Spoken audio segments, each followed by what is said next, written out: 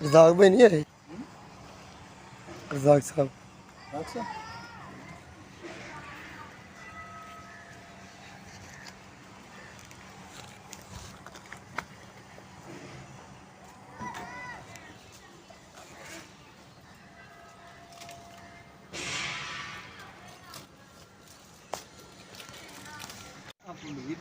मेरी नहीं मैं लोहा चोर गल समझा रहा था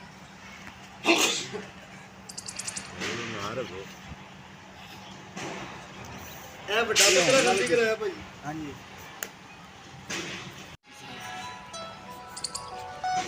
मल मल मल चंगी तरह मलो कंड कंड से हथ फेरे